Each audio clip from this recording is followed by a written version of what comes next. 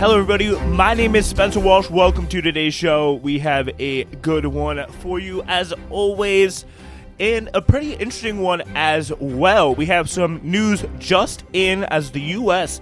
has sued Apple, accusing it of maintaining an iPhone monopoly. We'll take a look at what U.S. Attorney General Merrick Garland had to say. He even went down into the, green text for Android users in the group chat. He really went down on that level. So it's going to be interesting to see what they have in store with that lawsuit. Also, we're obviously going to give you the latest on everything going on the Gaza Strip, including some key developments. Israel killing over 100 aid workers in Gaza in the last week, as we continue to put truth to the fiction of Israel saying that they're not blocking any aid into the Strip. And also, we have an interesting new article for you about Tennessee Volkswagen workers that have filed for a union election, according to the UAW. Or with UAW, I guess, would be the more appropriate term there. Very interesting stuff from a report in Jacobin magazine. All right, so let's get into it. This is from David McCabe and Trip Mickle in the New York Times. The Justice Department has joined 16 states and the District of Columbia to file an antitrust lawsuit against Apple on Thursday, the federal government's most significant challenge to the reach and influence of the company that's put iPhones in the hands of more than 1 billion people, including myself. In an 88-page lawsuit, the government argued that Apple had violated antitrust laws with practices that were intended to keep customers reliant on their iPhones and less likely to switch to a competing device. And it feels a little bit weird because it's not just this, kind of traditional example that we see of trust, back from the, progressive era, when you see these robber barons taking over various companies in very out and out, just blatant ways that, clearly violate what we have, are taught to understand is antitrust law. And this is really something that kind of flies in the face of that, but it is still very, very good to see. It's very, very good and very, very important to see the various kind of adjustments of this, and a government that, this is one of the moments where the Biden administration kind of gives you a hint of what an effective social democrat, kind of liberal but effective government could look like in terms of actually making this lawsuit happen here, because this is what something maybe the EU would do, or something like that.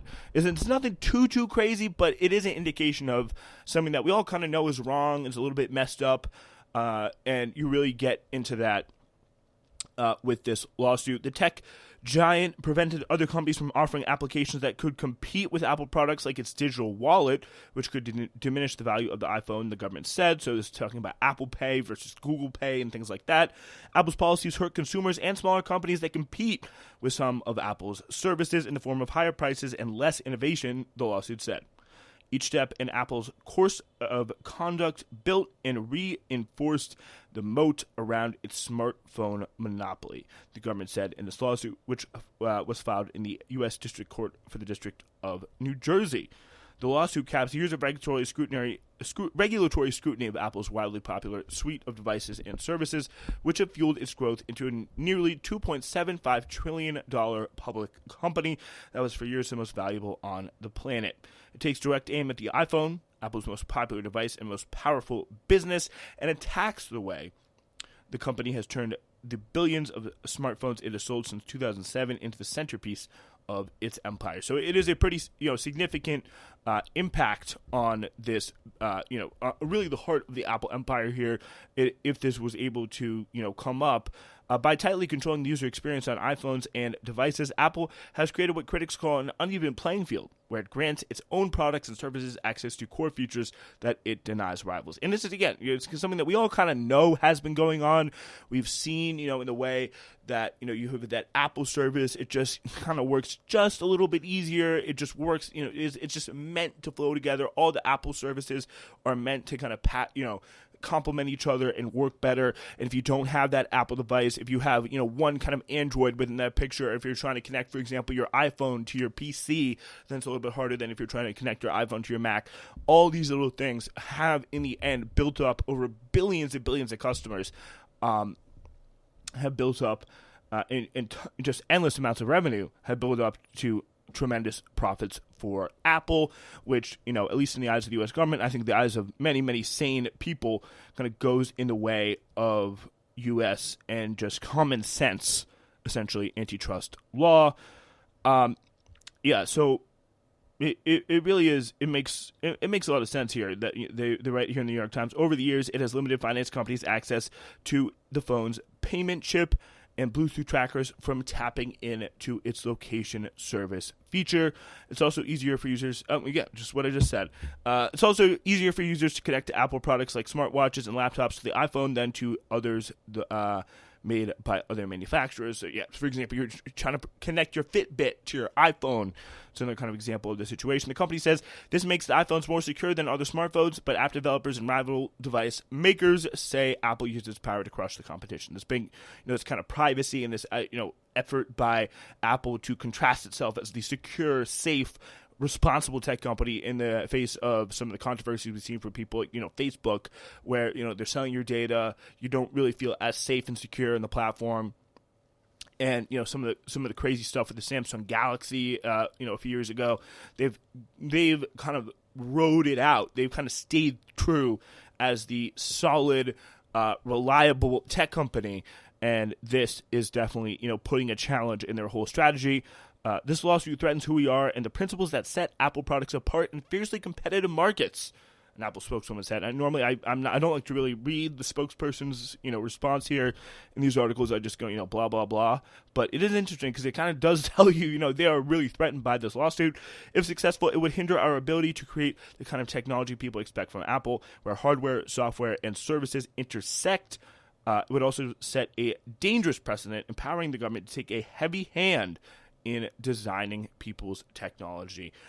If there's one thing I'm okay with the government taking a heavier hand in, it is regulating business. So you do not, you don't have to worry on that with Apple. But I'm sure that'll be a big thrust of some of the inevitable right wing existence to this. Big government Biden policy. Or, wherever the hell else they decide to go with this. It's unclear what implications the suit, which is likely to drag out for years before any type of resolution, would have for consumers. They have also, though, the thing is, they have fought off other antitrust challenges before. It's going to be interesting to see, if you have a different attorney general, you have a different, kind of group of people pushing this thing forward, how is that going to change? Because you're going to still have the same type of, kind of grunt work people, the people in the positions are likely to stay, in the day-to-day are most likely to stay the same, but the big political direction would change, for example, under a, Trump administration or even maybe under a second-term Biden administration. Any lawsuit over its App Store policies that Epic Games, the maker of Fortnite, bought in 2020. The Fortnite sued Apple over its App Store policies. Apple persuaded the judge that customers could easily switch between its iPhone operating system and Google's Android system, which I think for any consumer that's tried to buy that game or other games, it's kind of a laughable statement. It's presented data showing that the reason few customers change their phones is their loyalty to the iPhone, which they would say is normal consumer practice that's acceptable and shouldn't be regulated. It's also defended its business practices in the past by saying its approach has always been to grow the pie and create more opportunities, not just for our business, but for artists, creators, and entrepreneurs, and every crazy one with a big idea. It's just like, again, just this corny even in the way that they're saying it. Really, every modern tech giant has faced a major federal antitrust challenge. The Justice Department is also pursuing a case against Google's search business, another focus on Google's hold over advertising technology. And I think, again, as we see big tech get more and more powerful, we see the advent of things like AI and just kind of increased technological advancements made by few companies with less oversight and less democratization of this power. I think it's so critical and so good, really, that we are seeing these government step up in limited ways, maybe not always the most effective ways. Maybe they're up against kind of long odds against these big companies who have all the time and commitment and money in the world, where the government clearly does not a lot of these times. But I think at the end, it is definitely something that you are going to see relatively positively, and it'd be interesting to see it because in 2019, under President Trump, the antitrust agencies opened inquiries into Google, Meta, Amazon, and Apple. The Biden administration has put even more energy behind the effort, appointing critics of the tech giants to lead the antitrust division of the Department of Justice. And Lina Khan, the antitrust queen, love her. She gets tons of hate from people like the Wall Street Journal, which is a key sign that she is doing something right. She's a current head of the FTC, which is a good kind of impact or presence for the Biden administration. If Trump, for example, we'd have to essentially rely with him, if he has some personal vendetta against like Mark Zuckerberg or Sundar Pichai of Google, or or Jeff Bezos, for example. That's the only way we're getting any kind of real antitrust action. If he just hates the CEO and wants to see them fail, but either way, it is a very interesting development, but very, very clearly, I think, a long road to hoe when it comes to getting any clear and substantive results on this. All right, we're going to turn now to our next story, which is the just general section that we've forced to have on the show is just since October 7th, which is the continuous genocide that we see in Gaza at the moment. And so we've seen 31,000, or at the very, very least, 31,988 people killed. And some of the key developments that we will get into a little bit later on. And by the way, 435 Palestinians killed in the occupied West Bank and East Jerusalem. And over 100 aid workers have been killed and dozens of wounded in the past week. Israel rejecting another ceasefire proposal by Hamas. A video of a burned 4-year-old girl displaced from Al-Shifa Hospital has fueled a lot of anger on social media as of late. And she's just forced to evacuate. Just absolutely just sickening stuff. And Hamas has denied Israel's claims its fighters were killed at Al-Shifa Hospital. We'll start with this Al-Shifa update. The Gaza Strip's largest hospital before Israel decimated in November.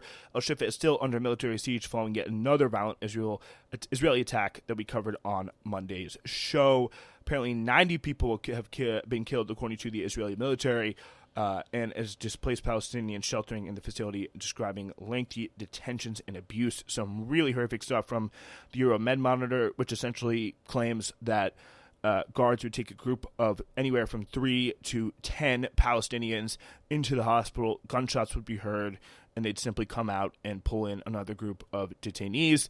Emergency surgeon Mads Gilbert, who had worked at the hospital during previous wars, recounted the harrowing details provided by his former colleagues at the medical compound after Israel's latest raid to Al Jazeera. Medical staff have been arrested and left for hours in the cold.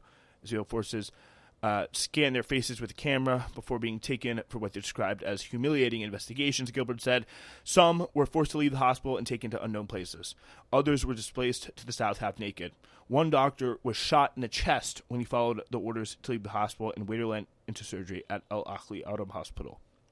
Gilbert said that the Israeli army and its repeated attacks does not differentiate between fighters and medical staff, patients, and refugees. And the evidence that we've seen, Israel has not provided any real evidence that there has been any Hamas fighters present. They have simply gone about their killing spree of medical staff, of civilians, of aid workers, and then on the other hand, of course, just turning around and essentially lying straight up to the Israeli public, or not just the Israeli public, of course, but the international public. And the U.S. has been a willing kind of co-conspirator in spreading that and keeping that fiction going. Al-Shifa was one of the few remaining healthcare facilities still partially operational in the north of the enclave. Essentially, they could do first aid, they could provide a place for refuge. It wasn't really much more than that. But now, no more. Commenting on the attack, the Israeli military said over the past day, the troops have eliminated terrorists and located weapons in the hospital area while preventing harm to civilians, patients. Blah, blah, blah. It's not even worth giving voice to that filth and those lies. Hamas has rejected Israel's claims, added Al Jazeera. Similarly, Ismail Al-Tawabata, director of Gaza's government media office, told Reuters that all those killed had been wounded patients and displaced people inside the hospital. Because again, I think they're going to be much, there's not just going to be military. This place has been under a military siege since around November. was one of the first places we saw with the Hamas terror tunnels under the Al-Shifa hospital. That was what everyone was, so concerned about raiding. Everyone was so curious about raiding, and it's just, again, it's just like it has been under constant siege. So again, this would suddenly turn into yet another command center. Even after they destroyed the first command center, the Hamas fighters came back and made it another command center.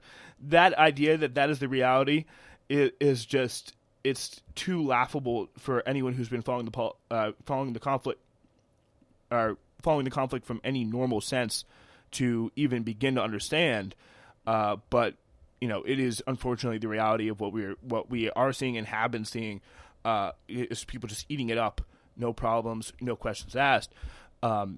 Senior Hamas official Bassem Naim, who had previously served as health minister, told Reuters that what happens in Al-Shifa hospital is a war crime and is part of the war of genocide conducted by the Israeli occupation. Meanwhile, Palestinians displaced from the medical complex told Al Jazeera that they were subjected to humiliating detentions that lasted several hours before being instructed to move. An elderly man displaced in Al-Shifa by the name of Salah Abu Sakran said he was instructed to remove his clothes and get on his knees. The Israelis kept the women at Al-Shifa and took us to a nearby building where we stayed until the evening, he said. They took our IDs, they investigated us, and eventually returned us back to Al-Shifa. They kept some of the men. The rest of us who were told to follow an Israeli tank until the roundabout, then we were freed.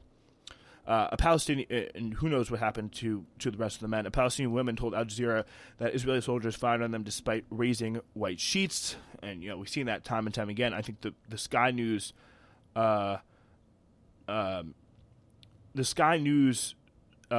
reports and the Sky News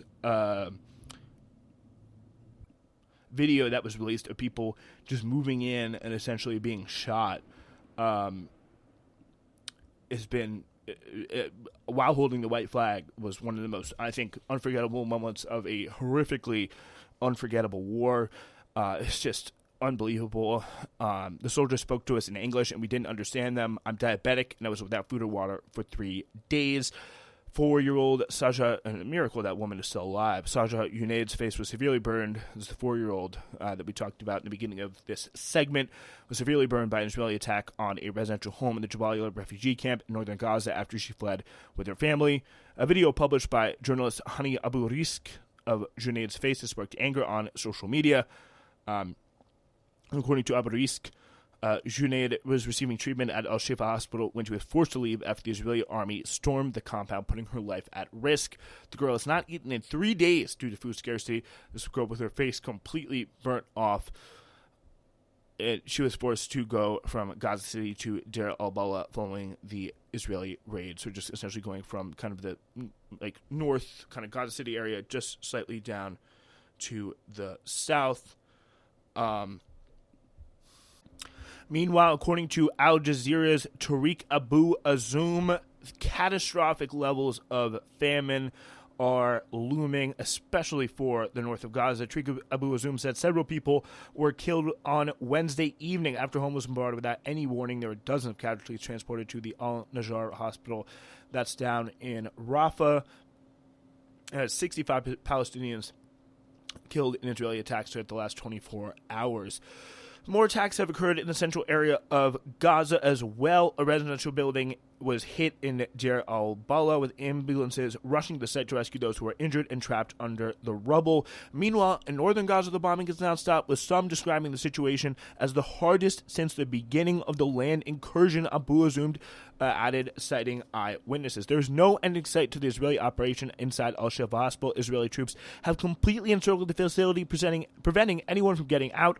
Hundreds of people, essentially really, in the context of some of the worst bombing in northern Gaza, which is where Al-Shifa hospital is, is closest to that region, especially as opposed to Rafah, where some of the Palestinians are right now. That they have made that hospital completely non-functional. They've completely encircled and besieged that hospital, trapping all the people who are in it, but also critically stopping anybody from coming in and getting any actual good, treatment and good care. Amid the ongoing attacks, Palestinian Palestinians in Gaza are still being actively starved by Israeli restrictions on humanitarian aid, endangering people's lives further.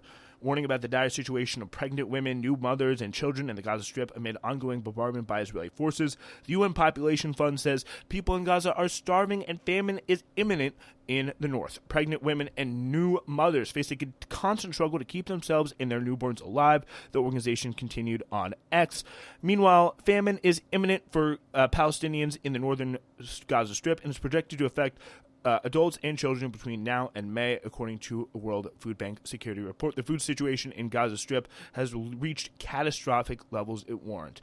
The report states that virtually all households skip meals daily, and that a significant portion of children under 2 suffered from acute malnutrition. It recommends restoring humanitarian access, curbing hostilities, and the ensuring of safe delivery of the aid to population in need. And also we're seeing, by the way, continued attacks on the people, whether it be the police, whether it be the aid distribution workers, the civil society that was in place and has been in place in the Gaza Strip because most likely because of their connection to Hamas, which is the governing authority in the Gaza Strip, and also, by the way, does contain a multitude of civil services as well as the Qassam brigades and military wing.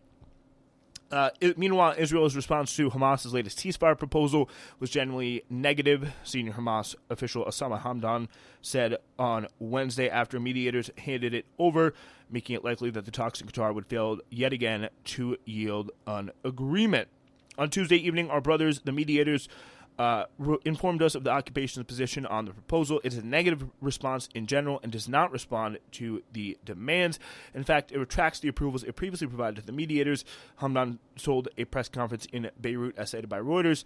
Hamas's demands include the cessation of hostilities in the Gaza Strip, the return of the displaced to their homes, and the withdrawal of the Israeli military from the Strip. Hamdan blamed Prime Minister Benjamin Netanyahu for blocking the agreement and added the U.S. must stop sending arms to Israel if it genuinely wants to stop genocide in Gaza, as we continue to send them some fighter planes at the moment. I believe that was a story in the Middle East Eye recently. Hamdan added that Israel continues to target civilian areas to strengthen its hand in ceasefire discussions. With every round of negotiations, it escalates its crimes against our people, thinking that with such crimes, it may achieve the gains at the negotiating table, Hamdan said, as reported by the New Arab. We affirm that what the occupation does not take in the military battle and the crime of genocide, it will not take in the machinations of politics in the games of negotiations. Meanwhile, we are looking at the impending Rafah invasion. In a video statement, Israeli Prime Minister Netanyahu says preparations are underway for the invasion of Rafah, but the operation will take some time. Netanyahu said that as soon as he will approve a plan for the evacuation of about 1.5 million Palestinian civilians from fighting areas after having greenlit the military's operation, adding that he appreciates the support of U.S. President Joe Biden, who asked to present proposals on humanitarian assistance and other aspects of the war. The army would continue to operate in common units in the central camps for the elimination and capture of senior Hamas officials, just as we did in Shifa Hospital, while eliminating hundreds of terrorists. Essentially flouting Joe Biden, flouting any sign of just normality in the international stage, any sort of just again respectability, and not really. Also, by the way, not even just pretending to care in any real way about the demands of Joe Biden, or the polite requests of Joe Biden at the moment, which is really just incredible, because again, well, also it's also not really incredible because it does fit really the same game that we were always playing, and it is literally the best framework to understand the situation. Is that we can see time and time again that this is two sides playing the same game, both playing their games to their own people, and Biden's side of that game is finding whatever he can, whatever kind of PR excuse, whatever talking point of the week or the 2-week period that he can come out and say to give Israel more time to carry out what they want. And this, we asked him not to go into Rafah, we asked him to find a pathway out for civilians, is just the most recent one. But I suspect, given this current situation, there will need to be a new one soon.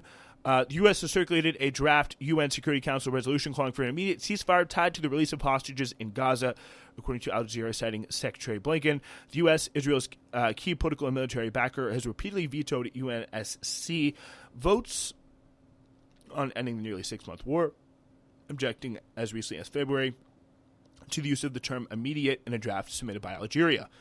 In a copy of the new draft resolution obtained by Al Jazeera, reads, the Security Council determines the imperative of an immediate and sustained ceasefire to protect civilians on all sides, allow for the delivery of essential humanitarian assistance, and alleviate humanitarian suffering, and towards that end unequivocally supports ongoing international diplomatic efforts to secure such a ceasefire in connection with releasing all remaining hostages. So James Bay of Al Jazeera said, the Bible development sounds very important. The exact language of the resolution is crucial.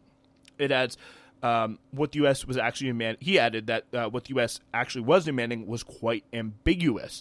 So he says the language of other resolutions the U.S. has vetoed has demanded a ceasefire. This one used the words determines the imperative. So it says that it is important that there is a ceasefire. It is not really demanding one now, and the ceasefire seems to have been directly linked to the release of people held by Hamas and other groups in Gaza. My suspicion, and again, this is kind of plays into what I've always said about the kind of U.S. framework and U.S. political intentions in what they're trying to do. So he says, my suspicion, this is the Al Jazeera diplomatic editor, he says, is that what the U.S. is trying to do is have this resolution ready while the talks continue in Doha. The idea that you get some sort of deal in Doha for a ceasefire and the release of the captives, and then you pass this resolution in the Security Council, that I think is the timing, but we'll need some more clarity. Meanwhile, in the occupied West Bank, seven have been killed. Israeli forces conducted almost daily overnight raids in the occupied West Bank, but on Wednesday night into Thursday morning, it was particularly violent, with 7 killed by Israel. On Thursday in the south, Israeli forces killed 63-year-old Sama Muhammad Abd al-Raya Zatoun, reported Wafa citing the Palestinian Red Crescent. In Jenin, 3 Palestinians were killed and 1 seriously injured on Wednesday as an Israeli drone attack that targeted a Palestinian vehicle on the outskirts of Jenin. These apparently were part of the Palestinian resistance who were given up by a spy in their midst who, I think there was some retaliatory violence taken against him as well. According to Wafa, Mahmoud Gharib, a resident of the Jenin refugee camp who said he witnessed the incident through a surveillance camera, said the strike hit the car around 5:37 p.m., when traffic was busy ahead of Iftar, the meal that breaks the fast during the Muslim holy month of Ramadan. As we see again, other war cabinet leaders like Benny Gantz celebrating Iftar with some Arab Israelis. We saw limbs flying onto the street, he told Reuters. A man and his wife were in another car driving past. They were saved by a miracle. So yeah, that is the increasingly, continuously depressing situation in Gaza at the moment. Do want to end, though, with some positive news. Auto workers will vote on whether to form a union at the Volkswagen plant in Chattanooga, Tennessee, the company's only factory on the planet without a union. On Monday, the UAW filed for an election to represent all 4,300 of the plant's hourly employees after the union said a supermajority of workers signed union cards in 100 days. Unlike the last 3 failed drives at the plant, this time, the UAW has publicly laid out a strategy to support a worker-led organizing across non-union auto and battery plant sectors. Auto and battery plant sector at companies like Toyota, Rivian, Hyundai, Mercedes, and Volkswagen, a lot of these foreign cars, making companies not subject to some of the UAW efforts in the U.S. The strategy is for workers to announce that on their organizing drives, once they have reached 30% on signed union authorization cards, hold rallies with community and labor supporters at the 50% mark, and demand voluntary recognition once they reach 70%, having grown their organizing committee to include workers from every shift and job classification. If the company refuses, the workers will file for an election with the NLRB. Volkswagen is the first non-union plant to clear that milestone. The NLRB milestone, more than 10,000 workers at 13 non-union car makers and 24 facilities nationwide have signed union cards since last November, when the UAW, now kind of in their more Sean Fain-ified aggressive stance, announced an ambitious goal to organize 150,000 auto workers. That's roughly the same number of workers covered by the big three contracts at Ford, General Motors, and Stellantis. So essentially doubling the size of their union here. The union captivated the labor movement with last fall with a big three strike that won members landmark contracts. The UAW was circumspect about confirming whether 70% of workers in the Chattanooga plant had indeed signed union cards, but the union strategy indicates that workers had built up enough energy and momentum to file for an election. So they have a new video out by the union does about why some of the workers are voting yes and just generally supporting the union. That's a lot of stuff, and it's going to be a big deal if they can turn this around, if they can get this essentially doubling of the size of the union and a huge step up and a sign that labor, in labor movement in general, led by some of these more aggressive people like Sean O'Brien and Sean Faines of the world, in the Teamsters and UAW respectively, can actually fight back, get some working power, and get these politicians. And you see what happens like strong when you have strong unions, when you have organized labor, the politicians come and fold in and line up behind, because they are a force to be reckoned with. Politicians are lemmings. They're just going to the strongest attracting force, and for a very long time that has really always been capital. But then you get people like Joe Biden on the picket line making these pledges, doing these different things when they normally have no inclination to support something like that. And that is because unions like Sean Fain and the UAW and Sean O'Brien and the Teamsters have shown their power, and may they continue to do so. All right, this has been our show for today. This has been Newsflash. Thank you so much.